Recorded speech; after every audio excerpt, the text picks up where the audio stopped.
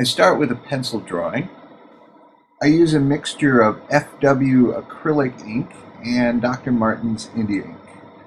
I use synthetic watercolor brushes and a Winsor Newton Series 7 sable brush for details. I use a variety of reference, including anatomy books and photography. This is a favorite painting of mine by Albrecht Dürer, but I never rely specifically on any one piece of reference. The photos and anatomy and all of that is to inform the drawing, and ultimately the drawing is an invention based on what I've learned from the images that I've collected. So what I've done here is I've scanned the drawing and printed it out on watercolor paper in a very light brown. I do most of my drawing on very cheap typing or printer paper, and then when I have the drawing that I like, I will either print it or transfer it with a light box onto the final drawing surface. You may have noticed that the brushes I use are pretty beat up, and that's on purpose. They're really cheap brushes, and I let them get dried out and splay out the bristles so they make these patterns of hatch marks.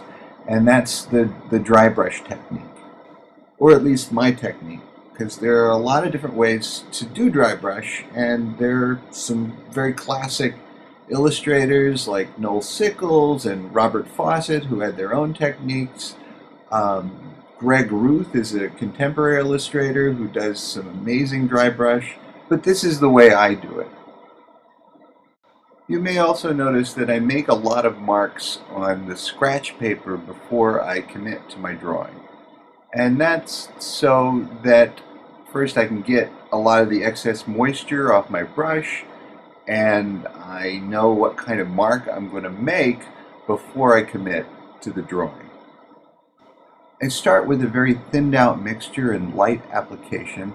I have a very light touch as I build up marks, and I get a little darker and heavier with my application as I progress, doing layer after layer of marks as I build up the values and modeling of the form.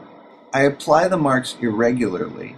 This is to represent hair, so if I apply them in too much of a pattern, it's not going to look like hair. Now you want to have a rhythm to the way you apply the marks, but you want there to be variety because nature has variety. The reason it's called dry brush is because you have less moisture on your brush.